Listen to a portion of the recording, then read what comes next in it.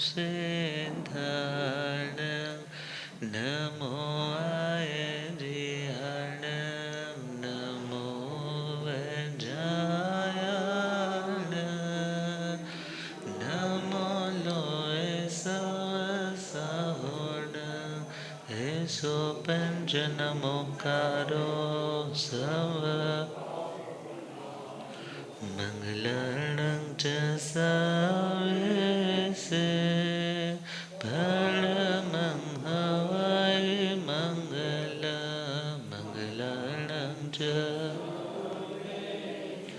परमं हवै मंगलम्। बोले पंचपरमेष्ठी महामंत्र नवकार के जय।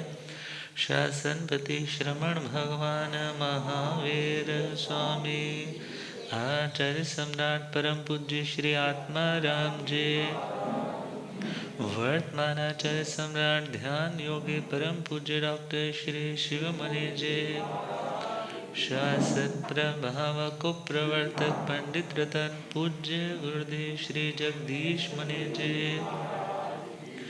आगम ज्ञाता आगम पुरुष जन शास्त्रतन हिमाचल केसरी उपाध्याय भगवंत श्रद्धे गुरुदेव श्री जितेंद्र मुनि जी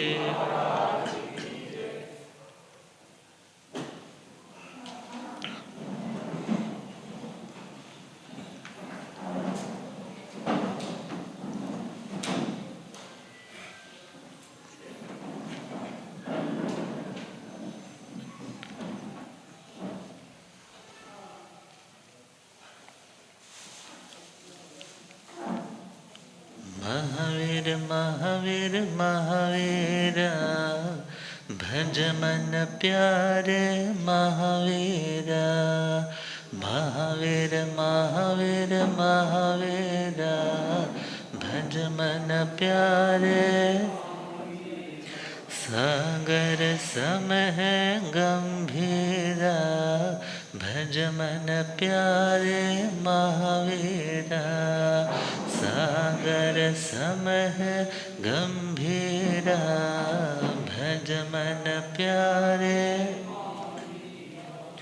महावीर महावीर महावीरा भज मन प्यारे महावीरा महावीर महावीर महावीरा भज मन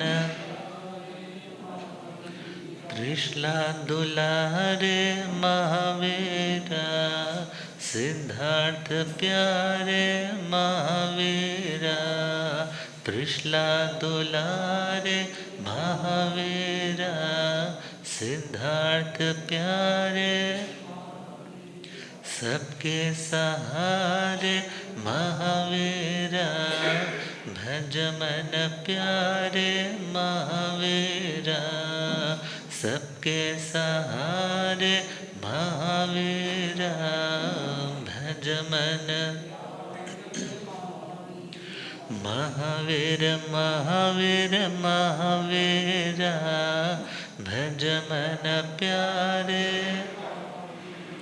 चंदना गाए महावीरा द्वार बुलाए महावीरा चंदना गाए महावीरा द्वार बुलाए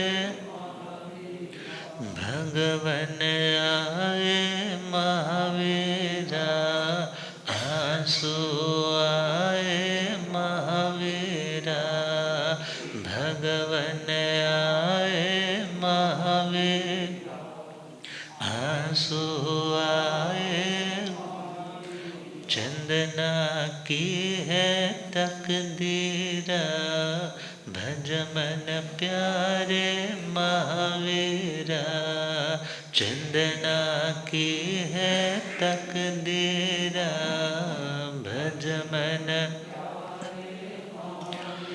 महावीर महावीर महावीरा भज मन प्यारे महावीरा महावीर महावीर महावीरा भज मन तीर्थ के स्वामी महावीरा अंतरयामी महावीरा तीर्थ के स्वामी महावीरा अंतरयामी मुक्तिगामी महावीरा भज मन प्यारे महावीर महावीर महावीर भज मन प्यारे धर्म के नेता महावीर आत्म विजेता महावीर धर्म के नेता महावीर आत्म विजेता घट घट वेता महावीरा भज मन प्यारे महावीर महावीर महावीरा भज मन इंद्र बिगाए महावीरा शीश झुकाए महावीरा इंद्र बिगाए महावीरा शीश झुकाए सब मन भाए महावीरा भज मन प्यारे महावीर महावीर महावीरा भज मन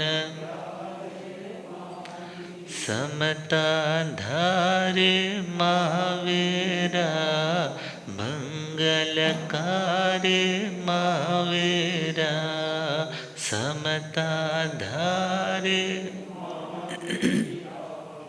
मंगल संकट हारे महावीरा भज मन प्यारे महावीरा संकट हारे महावीरा भज मन मुनि प्रभास के महावीरा हर पल पास महावीरा मुनि प्रभास के महावीरा हर पल पास दृढ़ विश्वास महावीरा भज मन प्यारे महावीरा दृढ़ विश्वास महावीरा भज मन नमो जिणाण महावीरा जिए भयाण महावीरा नमो जिणाण महावीरा जिए जय जय जिनवर महावीरा सब भय भंजन महावीरा जय जय जिनवर महावीरा सब भय भंजन हारे का सहारा है वीर जिनेश्वर प्यारा है हारे का सहारा है वीर जिनेश्वर महावीर महावीर महावीर भज मन प्यारे महावीर महावीर महावीर भज मन धम मंगल मुकुट अहिंसा संजमो तवो देवा वित्तं नमस्ते जस धमे सया मनो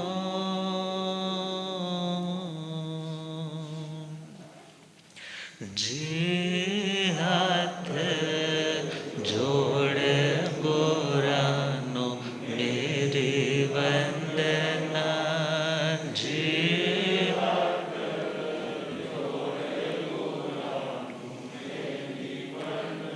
एक बार वंदना हजार बार वंदना एक बार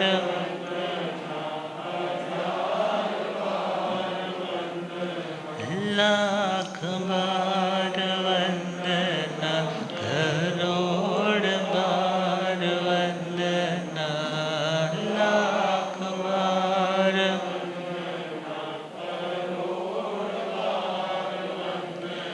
जी हाथ जोड़ गोरानो मेरी वंदना जी हाथ जोड़ डगमग डोले नैया मेरी डगमग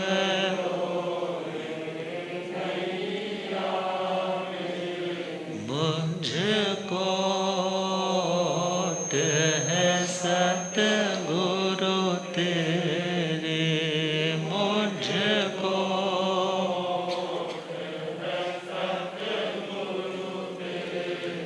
जी भव सागर पार लंघना जी भव सागर पार जी हाथ जोड़ गोरानो मेरी वंदना जी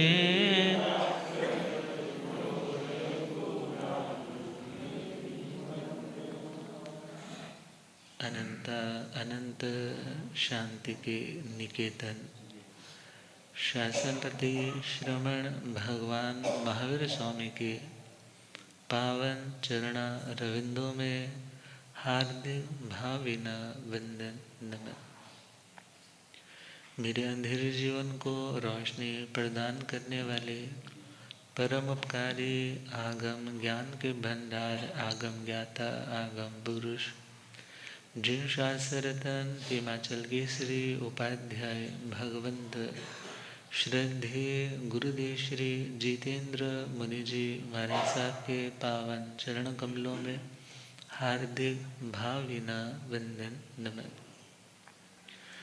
आदरणीय सेवा भावी श्री प्रशमित मुनि जी, धर्म सभा में उपस्थित धर्मानुरागियों, सुशीलवती माताओं एवं बहनों, असीम पुण्योदय से भाग्योदय से आप सबको संतों का समागम और वीतरागवाणी श्रवण करने का पावन सुअवसर मिल रहा है।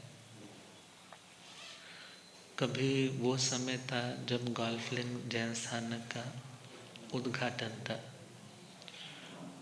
और अब उद्घाटन भी हो गया और चतुर्मास भी डिक्लेयर हो गया और गुरुदेवों के श्री चरणों में विनती भी कबूल हो गई। तो परमात्मा का मंगल में धर्म संदेश श्रवण करने का, परमात्मा से कनेक्ट होने का स्थान है ये धर्म स्थान है। परमात्मा अर्थात जो परम विशुद्ध आत्मा है, जो सर्वोत्तम आत्मा है, जो रिफाइंड आत्मा है, जो स्टेबल आत्मा है। स्टेबल आत्मा से जुड़ेंगे तो हमें भी स्टेबिलिटी मिलेगी। अनस्टेबल आधार पर बैठेंगे तो ऊपर बैठने वाला व्यक्ति भी अस्थिर होने लग जाएगा। यदि ये पार्ट स्थिर है तो यदि मैं इस पर बैठा हूँ, आई एम स्टेबल हियर। मगर यदि ये नीचे से मूवमेंट कर रहा हो तो ऊपर भले मैं स्थिर रहने की कोशिश करूं तो मेरी बॉडी भी क्या हो जाएगी, अस्थिर हो जाएगी। इसी प्रकार जो स्थिर है ऐसी आत्माओं का आधार लेना, ऐसी आत्माओं को अपने ध्यान का केंद्र बनाना, जिससे हमारा ध्यान स्थिर हो सके, जिससे हमारे विचार स्थिर हो सके और जिससे हमारा आचार भी और उत्तरोत्तर उत्तम हो सके। तो कल प्रसंग प्रारंभ किया था परमात्मा की कुछ शिक्षाएं। माया चंडा लियंकासी बहुयं माया आलवे कालेण य अहिज्जिता तो झायज ईगो।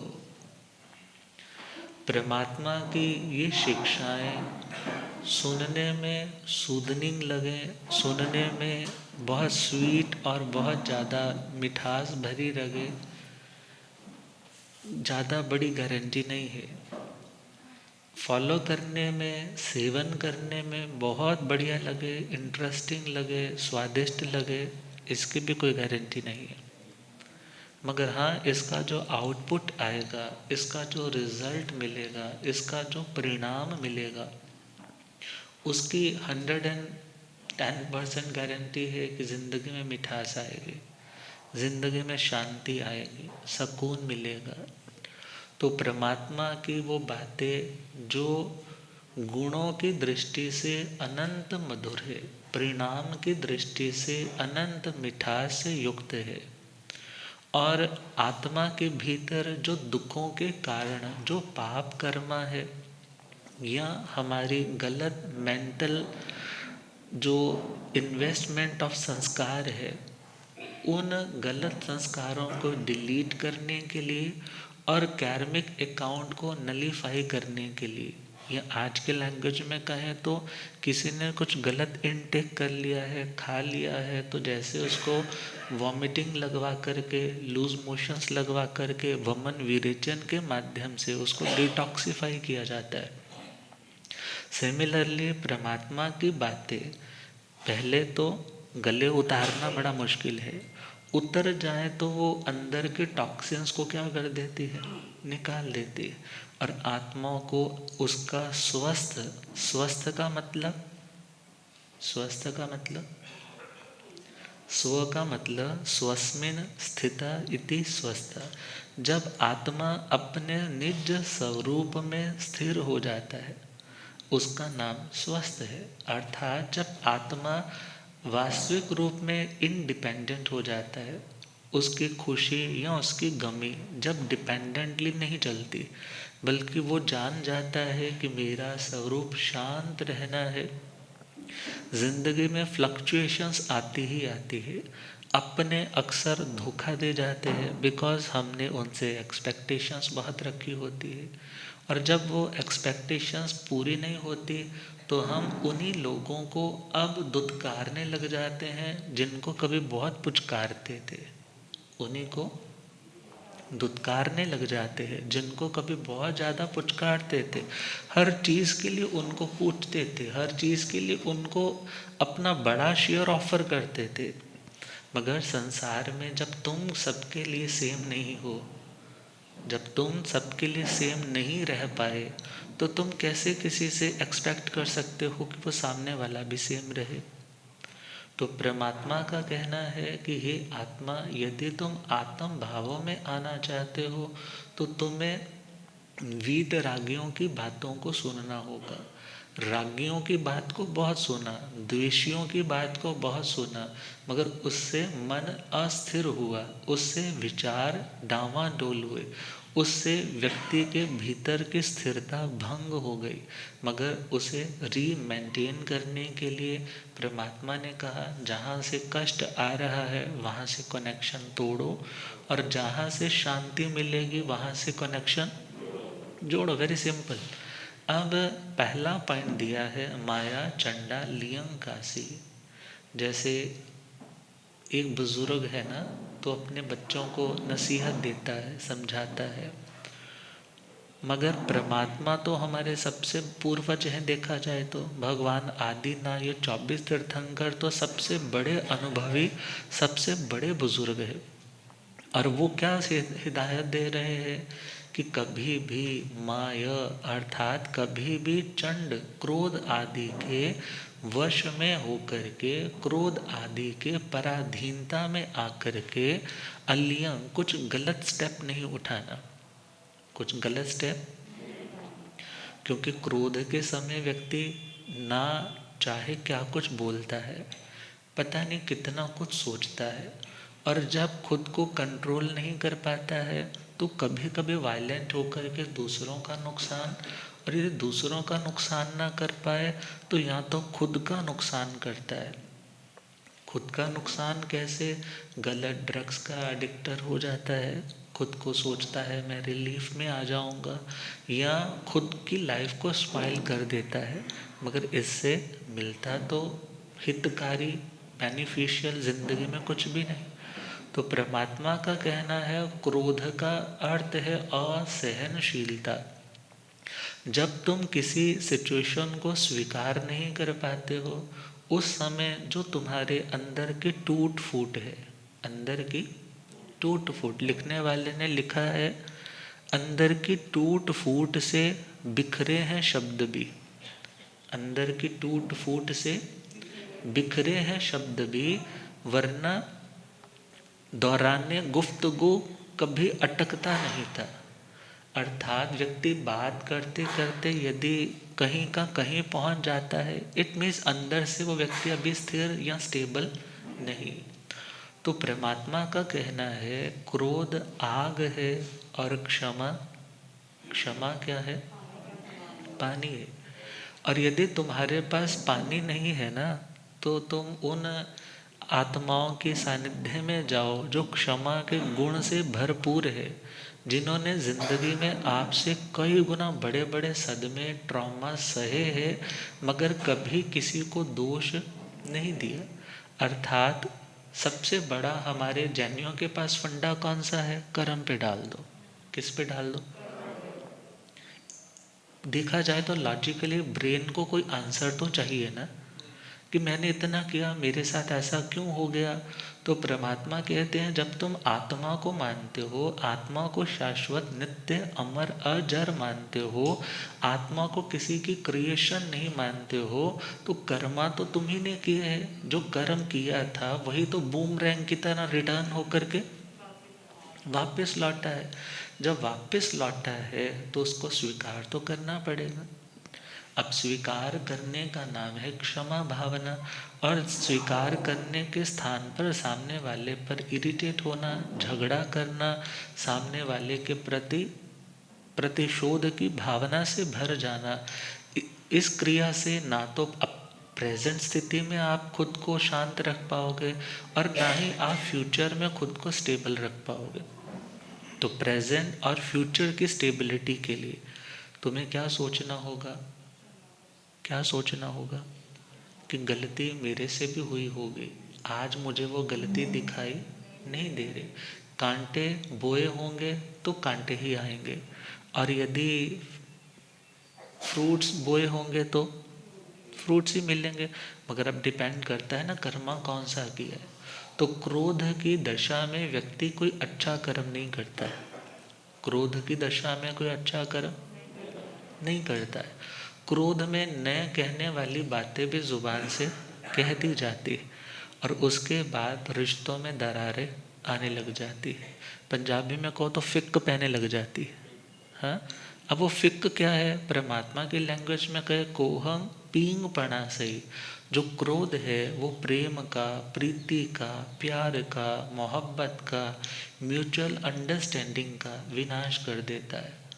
तो परमात्मा की हिदायत है कि क्रोध के समय खुद को थोड़ा ऑन होल्ड रखना सीखे, खुद को कंट्रोल करके अपनी उस नेगेटिविटी को, अपने उस एग्रेशन को थोड़ा ट्रीट करना सीखे। जैसे फैक्ट्रीज में गवर्नमेंट की ओर से क्या है कि तुम पानी केमिकल से जो भरा हुआ है उसको ट्रीट करके छोड़ सकते हो, भले पैसा देकर रिश्वत देकर कुछ करते हो, वो आपकी सेकेंडरी बात है, मगर जिससे किसी और को भी नुकसान ना हो ऐसा कर्म। अर्थात क्रोध की दशा में हम पल्यूटेड स्टेज में है, मगर उस पल्यूटेड स्टेज में परमात्मा क्या कह रहे हैं, खुद को उपशमभास, फर्स्ट ऑफ ऑल खुद को रोकने का अभ्यास, अपनी ब्रेथ को देखना स्टार्ट करें। उस टाइम आपकी ब्रेथ रेट, ब्रीदिंग रेट बहुत फास्ट होती है। आवेश की दृष्टि से देखे, वासना के क्षणों में भी व्यक्ति की श्वासोश्वास की गति तीव्र होती है, और कषायों के आवेश की स्थिति में भी उसके श्वासोश्वास की गति तेज होती है। आप जस्ट अब जब अपने श्वासोश्वास की गति को नोटिस करना शुरू करते हो, उसकी लेंथ को और ज़्यादा स्ट्रेच में बढ़ाने की कोशिश करते हो, तो धीरे धीरे आपका आवेश मंद होने लग जाता है।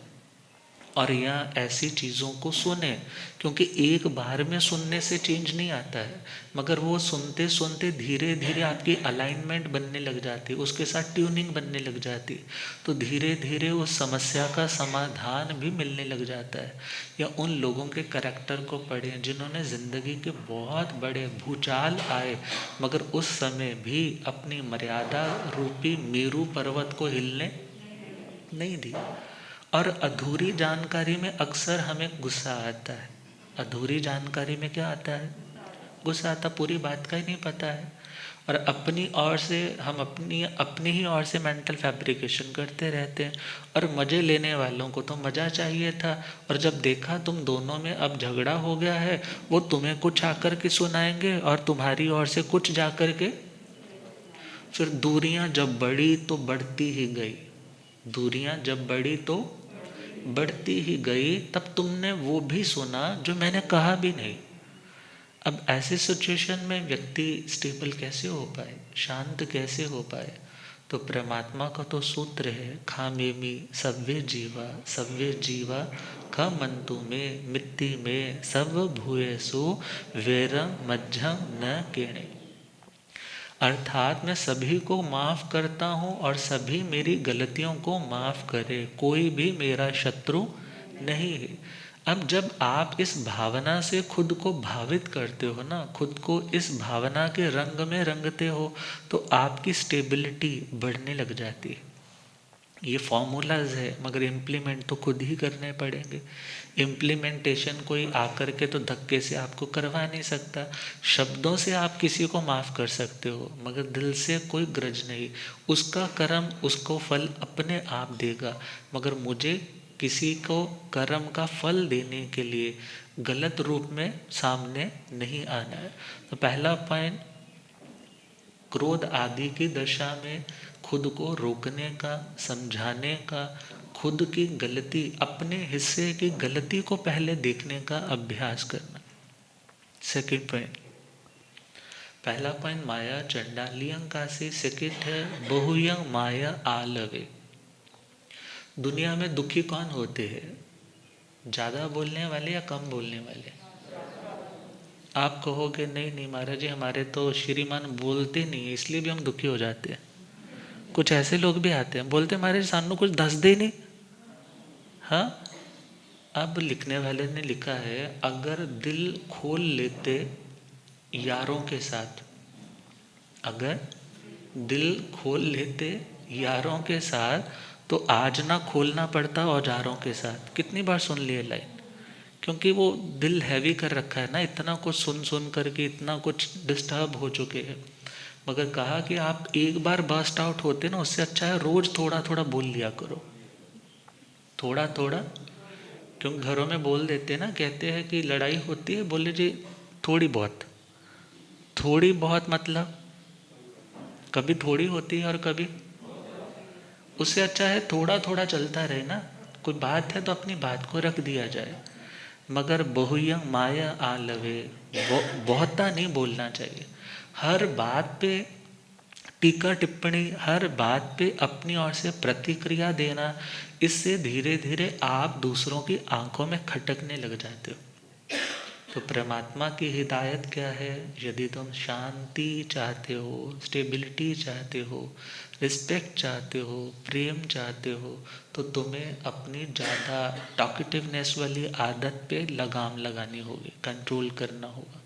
तो दूसरा पॉइंट कौन सा? बहुता भी नहीं बोले।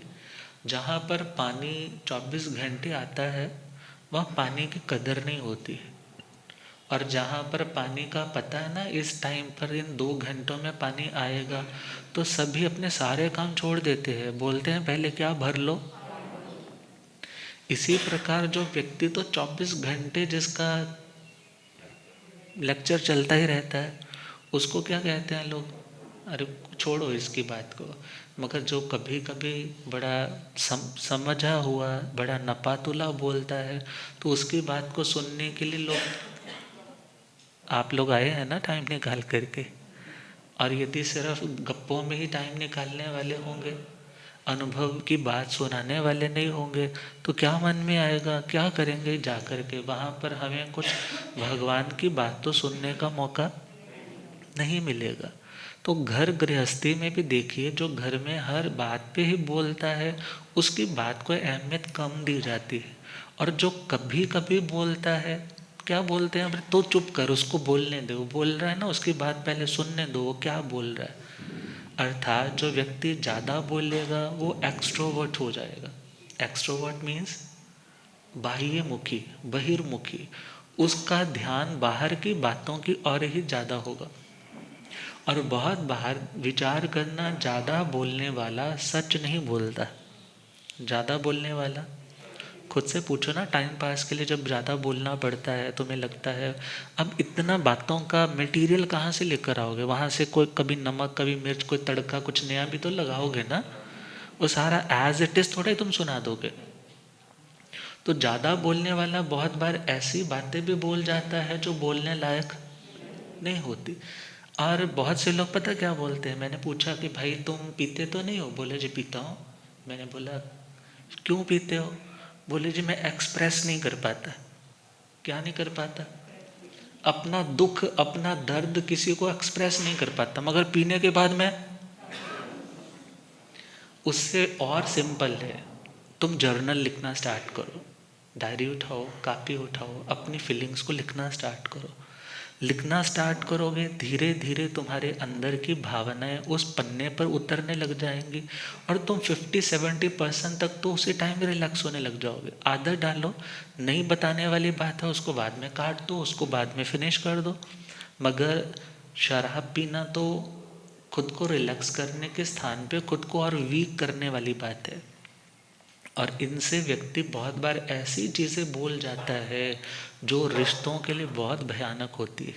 तो परमात्मा का कहना है बहुता भी न बोले, बहुता भी न बोले। और ये भी नहीं है आज तुम मौन कर ली और कसर सारी अगले दिन निकाल ली, ऐसा भी नहीं। अर्थात बोलना है, नपातुला बोले। जब शगुन के लिफाफे को देखते हैं, उसने इतना शगुन डाला था, और पिछली बार उसने तो 2100 रुपये डाला था, 5100 डाला था, अब उसको तुम 11,000 थोड़े डालते हो। पूछो खुद से कितने डालते हो? उसका 5100 आया था, पूछते हैं अच्छा कितना आया था उसके लिफाफे में? हाँ उसका 5100 आया था, चलो इतना ही, हमारा इतना ही मिलना वर्तना है, तो उसको भी कितना देते? उतना ही देते। और कम्युनिकेशन में सामने वाला बेचारा अभी 5 सेंटेंस की बात बोल रहा है और तुम 500 सेंटेंस बोल रहे हो। खुद से विचार करना ना। ज़्यादा बोलने वाला, उदार बनना है तो हाँ देने में उदार बनो, मगर शब्दों में यदि ज़्यादा बोलने की ज़रूरत नहीं है तो वहाँ क्या रहो? मौन रहो। मौन रहोगे तो शोभा मिलेगी। गले में हार होता है और पैरों में पाजेब होती है। पैरों में क्या होती है? जो ज़्यादा खन खन करती है ना, उसकी जगह कहाँ होती है? और जो साइलेंट होते हैं उनकी जगह कहाँ होती है? Very simple. और अक्सर कहा जाता है जो वृद्धा अवस्था में मौन के अभ्यासी, नपातुला बोलने के अभ्यासी हो जाते हैं, उनकी घर में बेकदरी नहीं होती है। उनके घरों में बेकदरी, बचपन में कहते हैं व्यक्ति के हाथ पांव नहीं टिकते, चंचल होते हैं। जवानी में आंखें चंचल होती है और बुढ़ापे में जुबान चंचल होती। और यदि इन पे कंट्रोल हो जाए, बचपन, जवानी, बुढ़ापा तीनों ही अच्छे हो जाते हैं। तो सेकंड पॉइंट है, ज़्यादा बोल रहे हैं हम, दूसरे को तो साथ के साथ टाइटल दे देते, बहुत बोलता है, बड़ा सिर खाता है, पता नहीं कहाँ खा के जम्या होगा, बोल देते हैं ना। मगर कभी खुद के लिए ऑब्जर्व किया है कि मैं ज़्यादा तो नहीं बोल रहा, सामने वाला मेरे बारे में क्या सोच रहा होगा। उस टाइम तो बिल्कुल फ्लैट होकर के बस बिना गियर की, बिना स्टॉप की गाड़ी पर स्टार्ट हो जाती है। मगर बहुत बार ज़्यादा बोलने वाला व्यक्ति अपने घरों की ऐसी बातें बोल जाता है जिसको बोलने के बाद उसको समेटने में उसको कई हफ्ते क्या कई साल लग जाते। इसलिए क्या कहा, ज़्यादा नहीं बोल। तीसरा पॉइंट, कालेण य अहिज्जिता, समय निकाले किसके लिए, अध्ययन के लिए। किसके लिए, अध्ययन, स्वाध्याय के लिए, आगम की वाणी को, भगवान की बातों को जानने के लिए, समझने के लिए वक्त निकालें। और यदि वक्त निकालेंगे तो निकलेगा, अपने आप तो वक्त, अभी हम वक्त निकाल करके आए हैं ना। और वक्त कब निकलता है, जब तुम्हारे दृष्टि में किसी चीज़ की इम्पोर्टेंस होती है। और इम्पोर्टेंस नहीं होती तो जो बहुत खास वाला होता है ना, पता लगता है कि उसके घर में किसी की डेथ हो गई है, तुमने तो जाना था, फ्लाइट भी कैंसिल कर देते हो। और कहीं घूमने बच्चों को लेकर जाना था, बोले नहीं नहीं आज नहीं जाएंगे, आज तो मुझे कहाँ जाना है, वहाँ जाना है, प्रायोरिटी है। और जब हाँ प्रायोरिटी नहीं होती तो क्या बोलते, कोई बात नहीं चले जाएंगे, अभी कौन सा कहीं भागे जा रहे हैं। मगर जहाँ प्रायोरिटी होगी, यदि स्वाध्याय के प्रति, आगम ज्ञान के प्रति, भगवान की बातों के प्रति यदि मन में रिस्पेक्ट है तो तुम टाइम निकाल लोगे। बहुत कोई 10% ऐसे लोग होंगे जो बेचारे चाह करके भी टाइम नहीं निकाल पाते। मगर जब जिंदगी में भगवान की बातों के प्रति, उनके जीवन के प्रति, उनके समर्पण के प्रति मन में आदर का भाव होगा तो उन्हें सुनने के लिए, आप मुझे सुनने नहीं आए हैं, किसे सुनने आए हैं, भगवान की वाणी को सुनने आए। तो भगवान के बातों के प्रति आदर होगा तो आप समय जरूर निकालेंगे। और परमात्मा कह रहे कालेण य अहिज्जिता, समय के अनुसार स्वाध्याय का समय निकाला और उस समय स्वाध्याय करे। उस समय क्या करे, बिकॉज अच्छा कॉन्टेक्स्ट रीड करेंगे, अच्छी चीज़ें आप सुनेंगे, आपके विचार अच्छे होंगे, आपका थॉट प्रोसेस अच्छा होगा। और यदि अच्छा नहीं सुनेंगे तो तुम्हारा थॉट प्रोसेस भी अच्छा, अब थॉट प्रोसेस अच्छा नहीं है तो तुम्हारा कम्युनिकेशन स्किल भी अच्छा नहीं होगा, तुम अच्छा बोल भी नहीं पाओगे। और जब अच्छा बोल नहीं पाओगे तो अच्छा कर भी नहीं पाओगे। और जब अच्छा कर नहीं पाओगे तो फाइनली पश्चाताप भी हाथ आएगा ना। तो पश्चाताप न हाथ आए बल्कि प्रसन्नता हाथ आए, तो उसके लिए हमें क्या करना होगा, अच्छा करना होगा। अच्छा करने के लिए हमें अच्छा करने का भाव प्रकट करना होगा वाणी के माध्यम से। और वाणी में कोई शब्द कब आता है, जब वो मन में चल रहा होता है। कहाँ चल रहा होता है, दिमाग में चल रहा था। और दिमाग में वो बात कब आएगी, जब कुछ अच्छा सुनेंगे, कुछ अच्छा पढ़ेंगे, किसी अच्छे व्यक्ति की संगति में, कम्युनिटी में बैठे उठेंगे, तभी वैसे विचार आएंगे। तो परमात्मा का कहना है समय निकाले स्वाध्याय के लिए, समय निकाले सत्संग के लिए, समय निकाले जहाँ पर उत्तम बातें बताई जाती है, जिससे तुम्हारे दिमाग में, दिमाग की ट्यूब में जो पंचर लग रखे ना, क्योंकि पुराना टाइम होता था ना, साइकिल होती थी, साइकिल होती थी तो क्या करते थे, साइकिल होती तो स्कूल जाना है तो साइकिल पे, दुकान जाना है तो साइकिल पे, कोई दूर 15-20 किलोमीटर जाना है तो भी साइकिल पे। मगर साइकिल पे अब जा रहे हैं तो पुराने ज़माने में तो वो तीखे नुकीले कांटे भी बहुत होते थे। अब कांटा चुभ गया है और टायर आगे से फुस चल ही नहीं रहा। अब ढूंढते थे दुकान को, अब पंचर वाले के पहुंच जाते। अब वो क्या करता, उसको बाहर निकालता, उसमें हवा भरता, और हवा भर के उसके पास पानी का एक तसला होता और उसमें क्या करता, उसको चेक करता। जहाँ पे बबलिंग सी शुरू हो जाती ना, उसको पता लगता है यहाँ पर क्या हुआ है। अब फिर वहाँ पर उसको थोड़ा सा घिस करके, फिर वहाँ पर टेप पेस्ट करके उसको पक्का कर दे, फिर हवा भरता, लीकेज नहीं होती। अब सत्संग में आते हैं, हवा भरी जा रही है, हवा भर करके फिर चेक किया जा रहा है, कहीं कहीं पर बबलिंग्स हो रही है, पता लग रहा है यहाँ पर ट्यूब फटी हुई है, यहाँ पर ट्यूब कटी हुई है, यहाँ पर प्रॉब्लम है। कई बार तो ट्यूब ही चेंज करनी पड़ती है, और कई बार पंचर लग करके क्या हो जाता है, काम आसान हो जाता है। तो परमात्मा की बातें क्या है, मानो हवा भी भरी जा रही है, और यदि पंचर है वो भी पता चल रहा है, और यदि कुछ लगाने वाला है तो उसके साथ रेमेडीज भी मिल रही है। तो तीसरा पॉइंट है, कालेण यह अहिज्जिता, स्वाध्याय के लिए समय निकाल करके स्वाध्याय करे, आगम की बातों को जानने का, समझने का अभ्यास करिए। सब यूनिवर्सल ट्रुथ से, और परमात्मा ने कुछ नया नहीं दिया है, इतना भी ध्यान रखना है। जैसे एक वर्ड आता है ना, रिसर्च। रिसर्च का मतलब जो ऑलरेडी सर्च था, जो ऑलरेडी था, एग्जिस्टिंग था, मगर उन्होंने उसको दोबारा से क्या किया है, री एक्सप्लोर किया है, दोबारा से उसको बताया है। परमात्मा किसी चीज़ का निर्माण नहीं करते, परमात्मा किसी चीज़ का निर्माण नहीं करते, मगर हाँ, परमात्मा उन चीज़ों को बताते हैं कि ये ऐसा है, इसका एग्जिस्टेंस ऐसे है, इस कॉम्बिनेशन से ये होने वाला है। पुण्य का कॉम्बिनेशन आत्मा के साथ होगा तो सुख आने वाला है, पाप का कॉम्बिनेशन आत्मा के साथ होगा तो दुख आने वाला है। पुण्य को रोकना है, पाप को भी रोकना है, न्यूट्रल दशा तक पहुंचना है, और उस दशा का नाम मोक्ष है। कर्म आने की इनकमिंग का नाम आश्रव है, कर्मा की इनकमिंग को रोकने का नाम संवर है। सबसे पहले हमें बुरे कर्म को रोकना है, फिर धीरे धीरे अच्छे कर्मों को भी छोड़ते हुए टोटल न्यूट्रल अवस्था में, वीतराग अवस्था में पहुंच जाना है। मगर सुनेंगे ही नहीं तो पता क्या लगेगा। अब सुना है तो आज कुछ तपस्या के भाव आते हैं, सुनते हैं तो जीव दया के भाव आते हैं।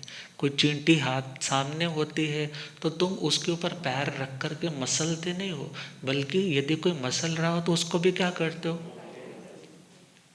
किसका प्रभाव है, सुना है ना तुमने, उन चीज़ों को नोट किया है, और वो चीज़ें तुम्हारे दिल में उतरी है, तो जाकर के गुरु परमात्मा की तीसरी सुजेशन, कालेण यह अहिज्जिता, समय निकाल करके स्वाध्याय करे, तत्वों को जानने की कोशिश करे। क्योंकि जिसका स्वाध्याय ज्ञान अच्छा होता है उसका ध्यान अच्छा हो जाता है, और जिसका ध्यान अच्छा होता है उस व्यक्ति का चारित्र अच्छा हो जाता है, और जिसका चारित्र प्रैक्टिकली इम्प्लीमेंटेशन अच्छी होती है उस व्यक्ति का सब कुछ अच्छा हो जाता है।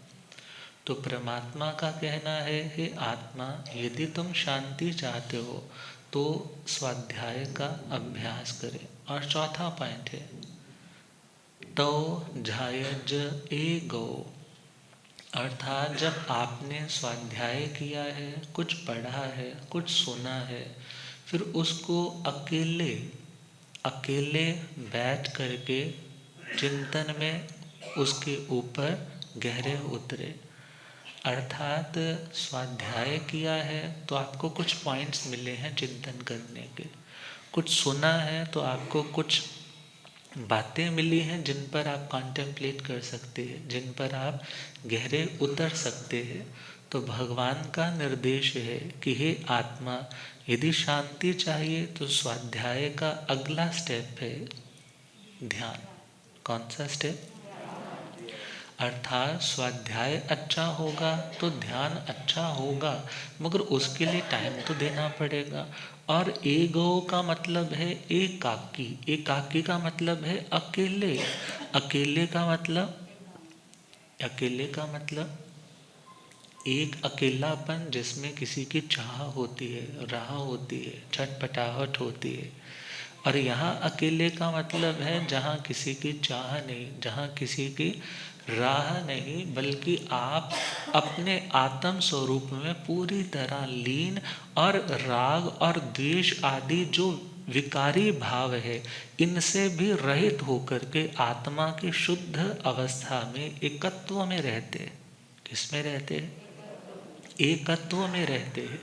और यहाँ यदि साधु है तो स्त्री पशु नपुंसक से रहित स्थान पे अपनी ध्यान चिंतन साधना करे, और यदि साध्वी है तो पुरुष नपुंसक और पशु से इनसे रहित स्थान पर अपनी साधना में आगे बढ़े। और जो स्वाध्याय का अमृत पिएगा, ज्ञान का अमृत पिएगा, उस आत्मा का ध्यान भी उच्च कोटि का बनने लग जाएगा। और शुक्ल ध्यान के 4 चरण है। कितने चरण? तो पहले 2 जो स्टेप्स हैं वो बिना स्वाध्याय के कवर नहीं होते, और पहले जो 2 स्टेप्स हैं उसके लिए तो श्रुत ज्ञान अनिवार्य है, और उसके बाद मात्र ध्यान की अवस्था है जिसमें योगों का निरंधन रूप क्रिया ध्यान रहता है। तो परमात्मा की हिदायत, तुम आगे बढ़ना चाहते हो, सर्वप्रथम क्रोध आदि इन आवेशों पर नियंत्रण प्राप्त करने का प्रयास करो। और सेकंड पॉइंट है, ज़्यादा बोलने के स्थान पर कम, थोड़ा, नपातुला या मौन रहने का अभ्यास करो। और तीसरा, समय निकालो, कुछ पढ़ो, कुछ सीखो, कुछ लर्न करो। और चौथा पॉइंट है, जो सीखा है उसके ऊपर चिंतन करते करते गहराई में उतर जाओ। कहा है, जिसे आगम का श्रुत ज्ञान मिले, जिसे आगम का श्रुत, उसको दुनिया से क्या लेना, उसको दुनिया, जिसे आत्म का शुभ ध्यान मिले, जिसे आत्म का शुभ ध्यान, उसको दुनिया से क्या लेना, उसको दुनिया से क्या, दौलत से मिले तन की सुविधा, दौलत से मिले तन की सुविधा, मन में रहती हर पल दुविधा, मन में रहती हर पल दुविधा, जिसे दुविधा का समाधान मिले, जिसे दुविधा का समाधान, उसको दुनिया से क्या लेना, उसको दुनिया से क्या, दुनिया एक जलता जंगल है, दुनिया एक जलता जंगल है, जिनवाणी मंगल मंगल है, जिनवाणी मंगल,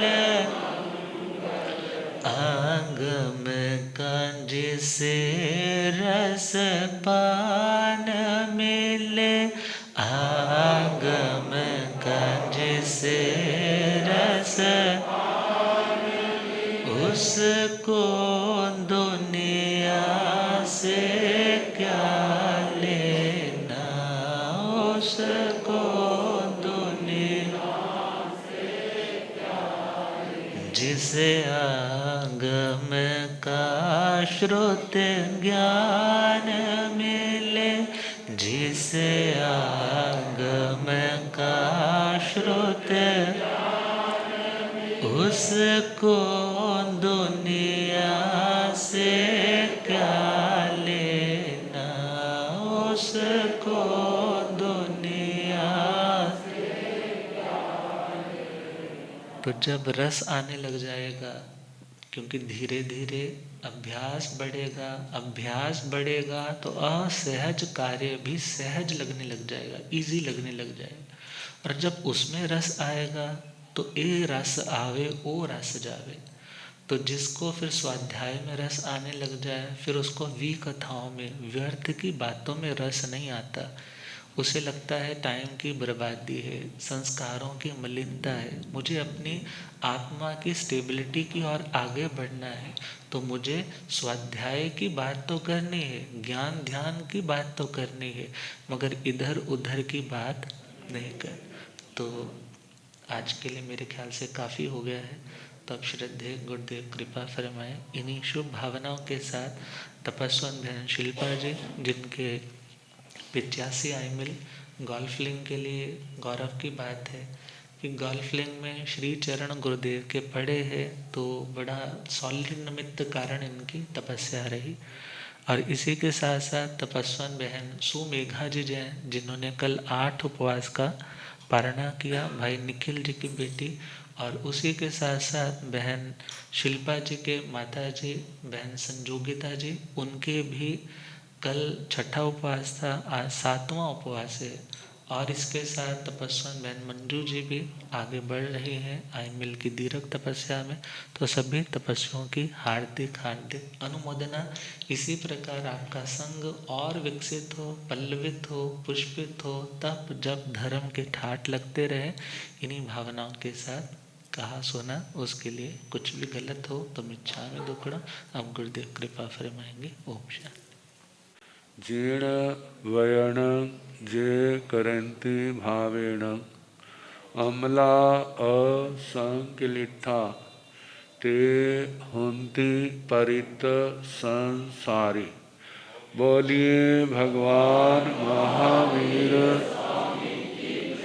पावन चरित गुरुदेव जी। बंधु मन वच काये भव सागर को तरण में करो हमारी सहाय। जिन शासन जिन वाणी सदा जय भंतो। श्रवण संग सदा अविचल मंगल हो। मुक्ति को प्राप्त श्रवण भगवान महावीर स्वामी, उनकी परम पावन कल्याणी भागवती वाणी वाचक प्रमुख श्री इंद्र भूति गौतमादि गणधर भगवंत युग प्रधानाचार्य परम पूज्य श्री सुधर्मा स्वामी जी महाराज, उनकी परम पावन पाठ परंपरा वर्तमान आचार्य ध्यान योगी परम पूज्य श्री शिव मुनि जी महाराज एवं गुरुजन सबके पावन चरण सरोजों में मेरा अनंत अनंत बार वंदना नमस्कार।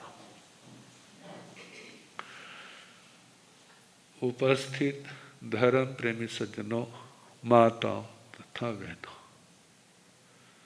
कल हमने प्रसंग शुरू किया था। सच्चा सुख जो सदा रहे, उसको पाना है तो हमें किसी उसके पास जाना होगा जिसने सच्चा सुख पाया। दुनिया के सुख सुख तो है, नश्वर है। नश्वर किसको कहते हैं? नाशवान।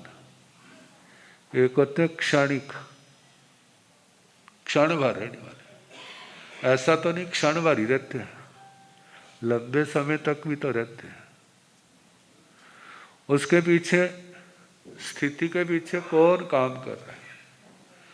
वह व्यक्ति का पुण्य कर्म है। जब तक दिए में तेल है वो जलता रहेगा। जब तेल समाप्त हो जाएगा तो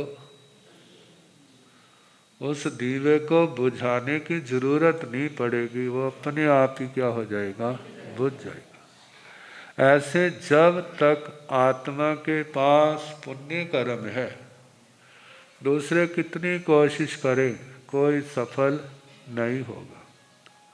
और जब पुण्य समाप्त होगा, कोई कोशिश करे या ना करे, उसने अपने आप समाप्त हो जाना। संसार के सुख लगते तो अच्छे हैं, कैसे लगते हैं, लगते तो मनोभावने, लेकिन उसके पीछे चाहे कितने सुख भोग लो, आत्मा की भूख नहीं मिटती, तृष्णा नहीं मिटती। और उन सुखों को पाने के लिए कितने लोगों को कितने पाप कर्मों का आलंबन लेना पड़ता है। सुखों से आत्मा की तृप्ति नहीं हुई, लेकिन जितने पाप कर्म करते जाते हैं वो सारे जमा होते जा रहे हैं। जब तक पुण्य है तो पाप कर्म शांत बैठे रहेंगे, लेकिन जब जब जहाँ जहाँ पुण्य कमजोर पड़ेगा, वो अपने ही किए हुए पाप कर्म उसको परेशान करेगा। अज्ञानता के कारण व्यक्ति दूसरे को दोष देगा, इसने गलत किया इसलिए मेरा बुरा हुआ, इसने किया इसने किया।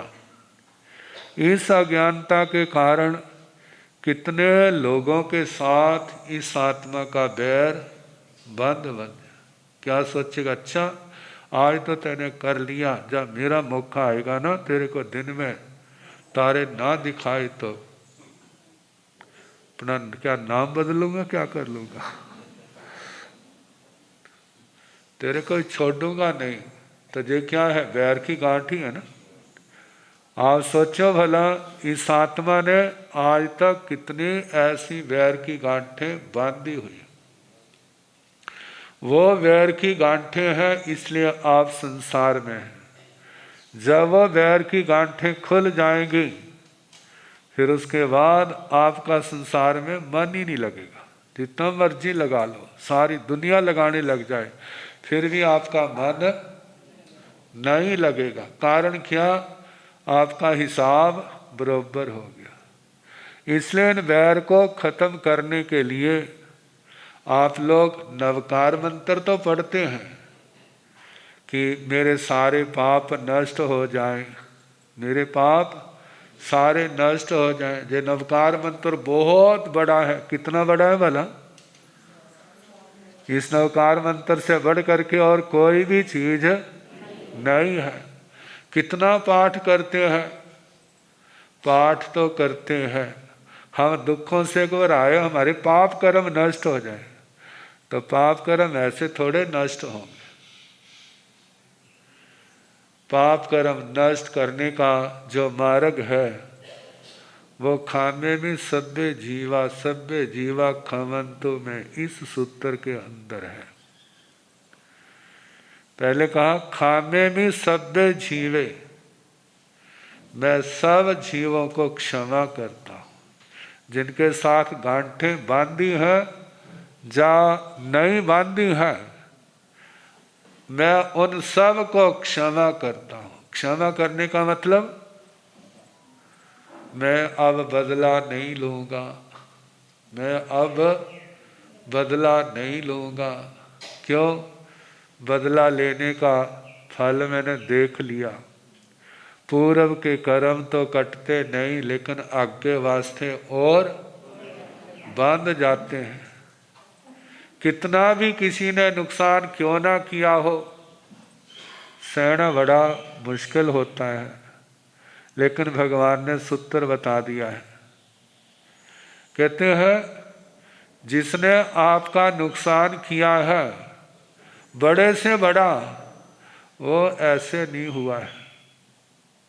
वहां पर सारी जिम्मेवारी उसकी नहीं है। कहते हैं फिर किसकी जिम्मेवारी है? कहते तेरी जिम्मेवारी है। किसकी है? तेरी जिम्मेवारी है। कहते जे मैं कैसे मान लूं? कहते जब तेरे को दिख जाएगा तो फिर क्या होगा? जब तेरे को दिख जाएगा फिर तो हाथ जोड़ के मानेगा। कहते कैसे मानो? महाभारत के भीष्म पितामह जी के संबंध में आता है, बाणों की शैया पर लेटे हैं और बाण क्या है? आर पार शरीर के अंदर कैसे कितनी वेदना हो रही है। कथाकार कहते हैं वासुदेव श्री कृष्ण जी महाराज को कहने लगे, मैंने युद्ध लड़े हैं, युद्धों के अंदर कितने लोगों को मारा भी है, लेकिन मैंने अधर्म युद्ध नहीं किया। अधर्म युद्ध का मतलब किसी निहत्थे के ऊपर मैंने शस्त्र नहीं चलाया। जिसने मेरे को चुनौती दी है मैंने उससे युद्ध किया। भागते पर मैंने शस्त्र, उसके पीछे मैं नहीं भागा। किसी सोए के ऊपर मैंने आक्रमण नहीं किया। सारा गिना दिया। परशुराम जी के साथ युद्ध करने का मौका मिला, वो मेरे गुरु थे, लेकिन उन्होंने मेरे को ललकारा। कहते मैं उनकी बात मान लेता, लेकिन मेरी प्रतिज्ञा थी मैंने शादी नहीं करानी। जिस समय वह युद्ध के लिए आए और मैं भी गया, तो मैंने कायदे नियम का मैंने उल्लंघन नहीं किया। युद्ध करने से पहले मैं उनके चरणों में गया और उनके चरणों पर अपना मस्तक रखा। मस्तक रख करके कहा, मुझे युद्ध करने की आज्ञा दो। आपके साथ युद्ध करना है तो मेरे को आज्ञा दो। आप आज्ञा दोगे तो मैं युद्ध करूंगा, नहीं तो नहीं करूंगा। मैं आपके बैठा हूं, मारना पीटना कर लो जो मर्जी, आप गुरु हैं। जिस समय परशुराम जी ने ये सुना, कहने लगे मैं आपको आज्ञा देता हूं, मैं आपको आज्ञा देता हूं। आपने हमारी प्राचीन रीति को अपनाया है और आपको आशीर्वाद देता हूं। क्या आशीर्वाद? तुम्हें विजय प्राप्त हो। किसको आशीर्वाद दिया जा रहा है? जो स्वयं से लड़ने आ रहा है। कहते हैं यदि आप इस मर्यादा का पालन ना करते तो मैं आपको शाप देता और तुम्हारा विनाश होना था, लेकिन आपने उसका निर्वाह किया। कहते हैं आखिर 15 दिन, कितने दिन युद्ध चला, जिस समय आखिर में उनको मारने के लिए भीष्म पितामह ने ब्रह्मास्त्र उठाया। कहते हैं गंगा माता जी आई,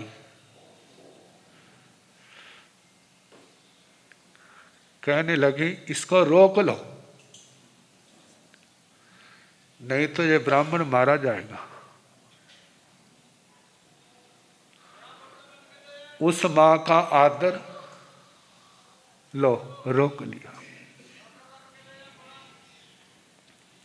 परशुराम जी ने कहा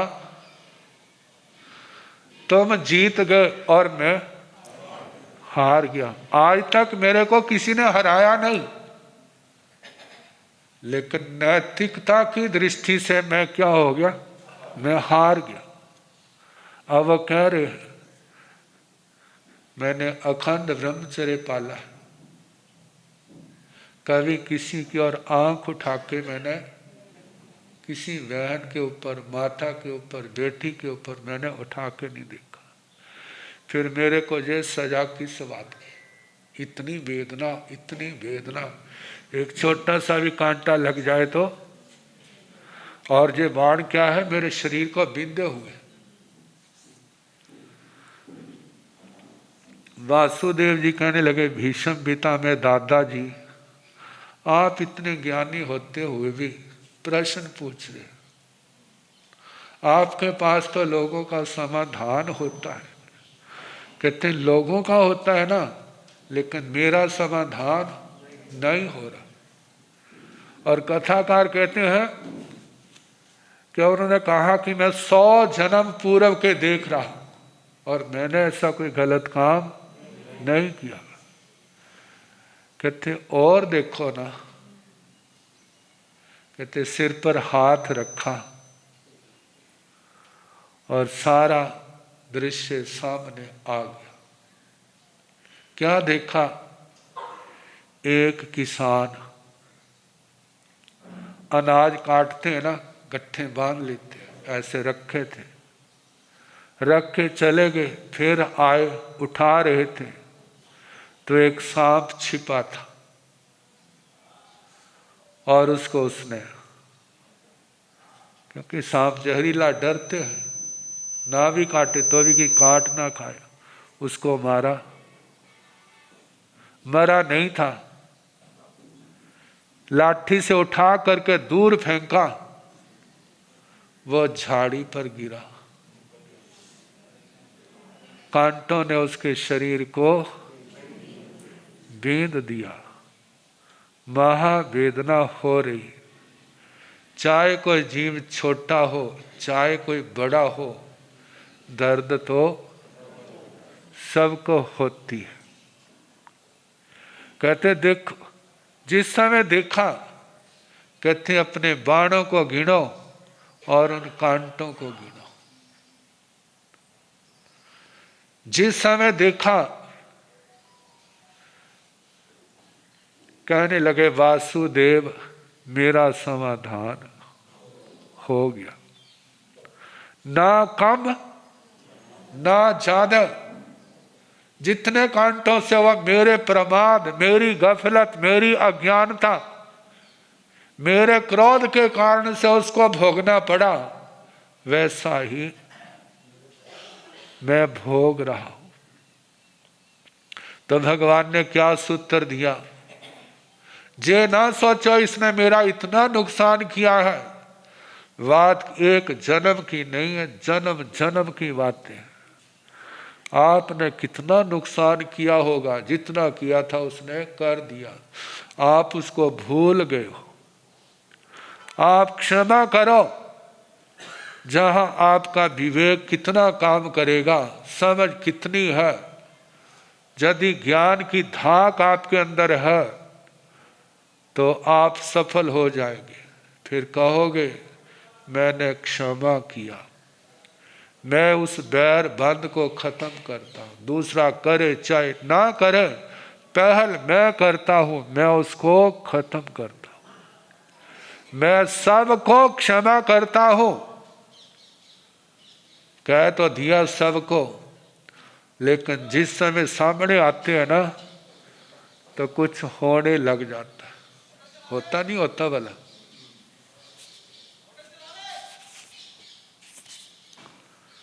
नसें फड़कने लग जाती, इसने मेरा ऐसा किया, मैंने ऐसा किया। कहते उस सूत्र को याद करो, जो जो याद आता है। कह तो दिया सबको क्षमा, लेकिन अभी क्षमा कहाँ हुआ है? यदि वो आ जाए सामने गला काटने वाला भी, फिर भी प्रतिशोध की भावना नहीं। कहते इसने काट दिया, मैंने भी तो काटा था। सामने आ जाएगा, आ गया नहीं तो मारना पड़ेगा, तभी वो ग्रंथि खुलेगी, जब ये क्षमा भाव आएगा। इसलिए पहले कहा मैं सबको क्षमा करता हूं, फिर दूसरी बात मैं सबसे क्षमा मांगता हूं। जिस जिसका मैंने बुरा किया है, मैं उससे क्षमा मांगता हूँ, वो मेरे को एक साधारण समझ करके, दया का पात्र समझ करके क्षमा करे। मेरा सबसे मैत्री भाव है, भाईचारा है, मेरा किसी से बैर नहीं है। ये शांति का सूत्र है। जब तक नहीं आएगा, कोई कितनी तपस्या करे, कितना जप करे, कितनी साधना करे, वो सफल होने वाला नहीं है। जे आ गया है, जे सूत्र आ गया है, तो उसकी थोड़ी साधना भी फलवती होगी, उसको किनारे की ओर ले जाने वाली होगी। इसलिए परमात्मा से प्रार्थना करें, हे भगवान मेरे अंदर ऐसी शक्ति आए। कौन सी शक्ति? मैं सबको क्षमा करूं, मैं सबसे क्षमा मांगू, सबसे क्षमा मांगता हूं, सारे मेरे को क्षमा करें। मेरा सबसे भाईचारा है, मेरा किसी से बैर नहीं। लेकिन ये बात एकदम थोड़ी आएगी, इसके लिए 3 बातें और हैं। कौन? अपने लाभ में संतोष, किसी के लाभ की चाहना नहीं करना, चाहे महागरीबी में क्यों ना हो। अपने लाभ में संतोष, किसी का कोई लाभ खुशी से देगा अपना, जरूरत है तो स्वीकार करूंगा, अन्यथा नहीं। जब ये वृत्ति आएगी। दूसरी बात, तीसरी बात, जब संसार के सुखों को भोगने की चाहना खत्म करेंगे। मेरे को संसार के सुख नहीं चाहिए। आप देखो भला, सुबह उठ के चाहना क्या होती है? मुझे क्या मिले? सुख मिले, दुख मिले। किसकी चाहना है? दाता सुख बरसाई, गाते हैं ना, सुख बरसाई दुख ना बरसाई। दुख तो अपने पास ही रख और सुख हमारे को दे दे। कह सब कुछ हमारा ही है, तुम्हारे किस काम का? कहा सुखों की चाहना खत्म करना। जो सुखों की चाहना ही संसार का मूल है। कामानु गिद्धि पहुवंख दुख सब लोगस सदैव गस। जितना संसार है उनके दुखों का मूल क्या है? इन सुखों की चाहना। इसलिए कहा जाता है अपना आदर्श, भाई साधु जीवन पालना है तो सब कुछ छोड़ो, श्रावक जीवन पालना है, जो है उसको कम करो, उसको बढ़ाओ ना। लेकिन भावना क्या होती है? बढ़ाने की। फिर वो हमारा लक्ष्य कहाँ हुआ? हमारा मार्ग कहाँ हुआ? तीसरी बात, सुखों को छोड़ने की भावना। चौथी बात, आलस छोड़ो, सुकुमारता छोड़ो, शरीर को मेहनत करने वाला बनाओ। जो नहीं है पानी पीना, अरे मैंने पानी पिलाना। स्वयं उठो, छोटा सा काम है, दूसरे से क्यों? स्वयं करो। अपना काम स्वयं करो, किसी ने किया है तो उसका 10 गुना करो, 100 गुना करो, फिर मजा है। नहीं तो दूसरे का सिर के ऊपर जितनी सेवा लोग, कम से कम उतनी तो देनी पड़ेगी, ज्यादा नहीं तो। इसलिए सुकुमारता छोड़नी, परिश्रमी बनना, विवेकशील बनना। जब ये गुण आएंगे तो आगे बढ़ेंगे। समय काफी हो गया है, बाकी कल है वो और देखेंगे।